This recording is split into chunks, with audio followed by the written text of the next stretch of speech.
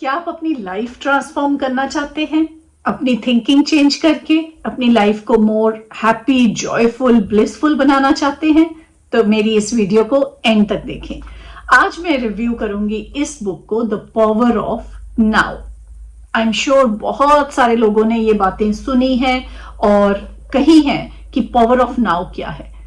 आज इस वीडियो में हम इसी बुक की बात करेंगे। मेरा नाम है Vibha and welcome to my channel Law of Attraction. The power of now. आपने बहुत सुना है कि नाउ में रहना चाहिए, अभी में रहना चाहिए, इस पल में रहना चाहिए। ये बुक फर्स्ट टाइम लिखी गई थी 1999 में, तो कितने साल पहले? 23 साल पहले। लेकिन ये बुक आज भी उतनी ही पावरफुल है, उतनी ही इंपॉर्टेंट है आपको ये रियलाइज करने में कि नाउ क्या है, प्रेजेंट मोमेंट क्या है, कैसे हम प्रेजेंट मोमेंट में रह सकते हैं।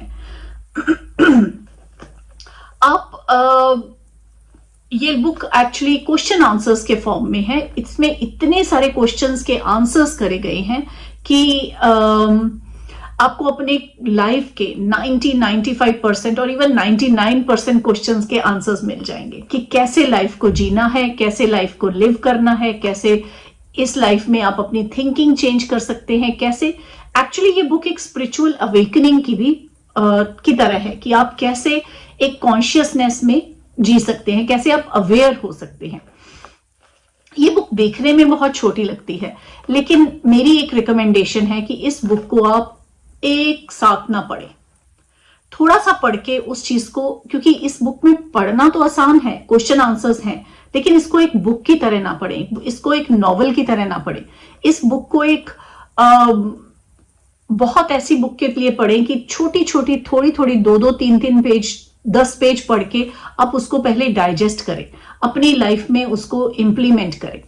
ये बुक आपको बहुत ही चीजें सिखाती हैं जो कि हम आज की वीडियो में बात करेंगे कि आपको कैसे पीसफुल या पेशेंट होना है। जब आप बहुत ज्यादा स्ट्रेस्ड हो रहे हैं कि चीजें जल्दी क्यों नहीं हो रही, आप ट्रैफिक में खड़े हैं तो आप अपनी पेशेंस लूज कर रहे हैं, तो ये बुक आपको वो सारी चीजें सिखाएगी।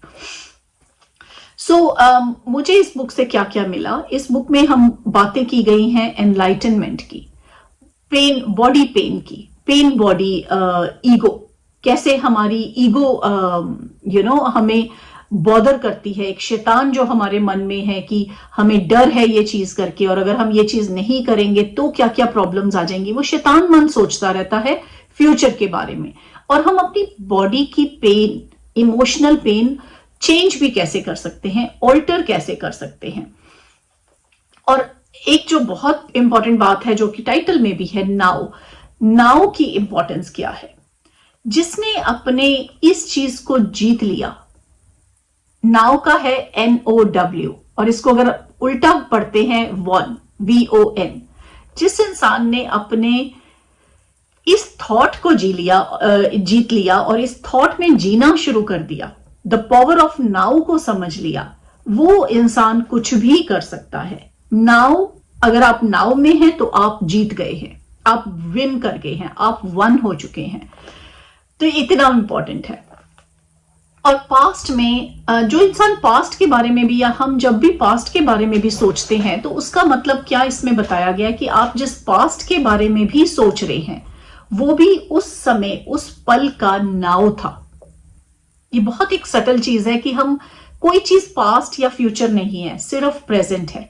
और जब हम पास्ट के बारे में सोचते हैं तो हम उस समय की नाउ में थे। ये बात अल्टीमेट है कि नो फ्यूचर, नो पास्ट, सिर्फ आप प्रेजेंट में रहें। और आप इनर बॉडी को अपनी रियलाइज करना पड़ेगा आपको। आपके अंदर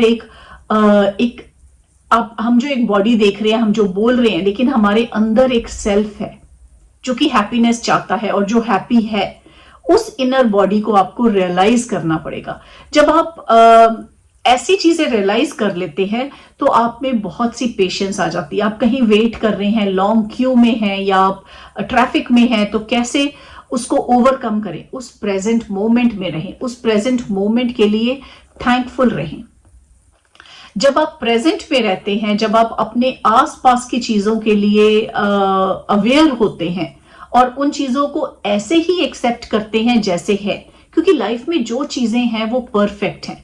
हमारी लाइफ परफेक्ट है, हमारा जो पास्ट था वो भी परफेक्ट था, आज हम जहां हैं वहीं पे हमें होना चाहिए। जब इस बात की रियलाइजेशन हो जाती है तब आप प्रेजेंट में एक हैप्पी बीइंग होके रह सकते हैं।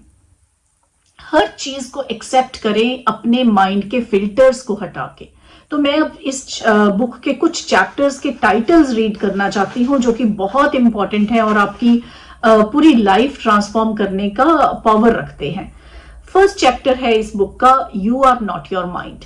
ये बहुत इंपॉर्टेंट है कि आप अपना माइंड नहीं है। You are not your body, you are not your mind. आप क्या हैं? आप एक कॉन्शियसनेस है, आप एक अवेयरनेस है, वो चीज रियलाइज करें।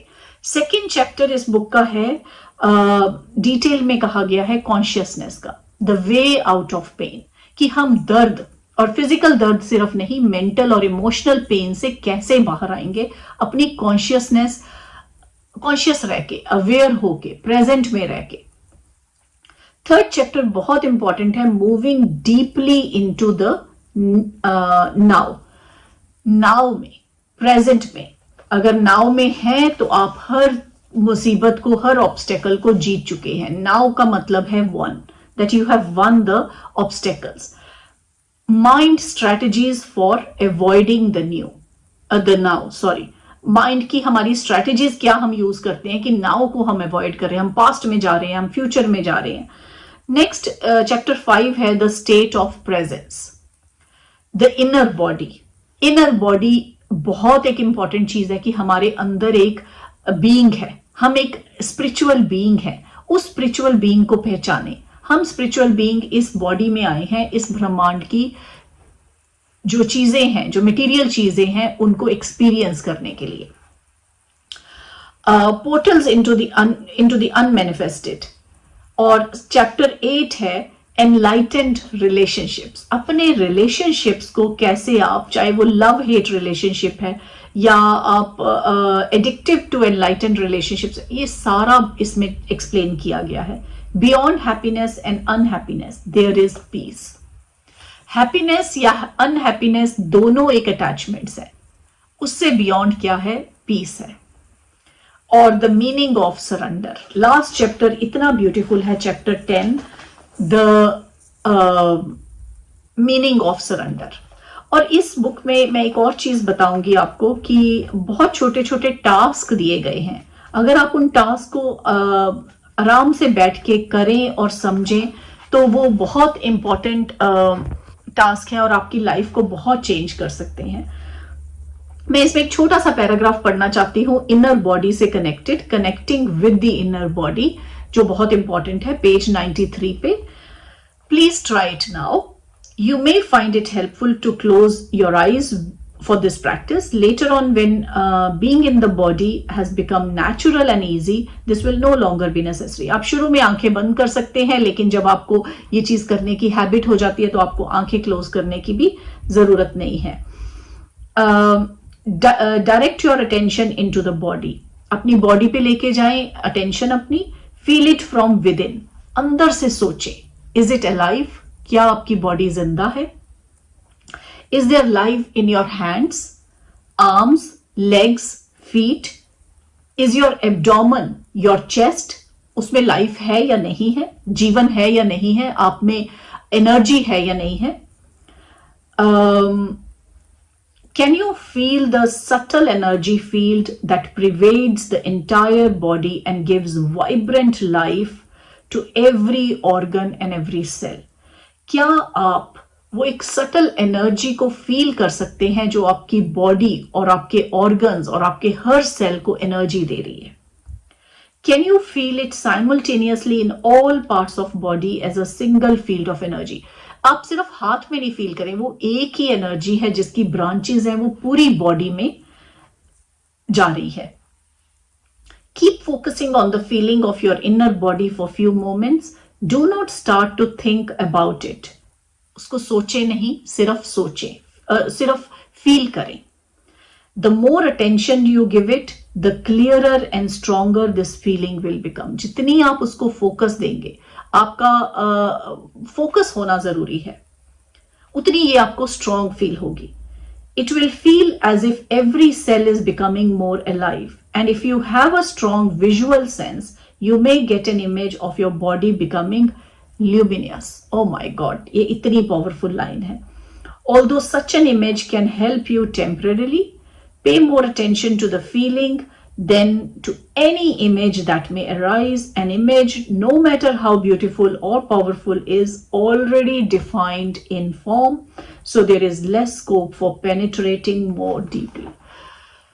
आप मान नहीं सकते, ये बुक एक लाइफ ट्रांसफॉर्मिंग बुक है, इतनी इंपॉर्टेंट बुक है. आप प्लीज इसे रीड करें. और अगर आपके कोई और कमेंट्स है इस बुक के बारे में, मुझे आप नीचे मैसेज करना चाहते हैं तो मोर देन वेलकम.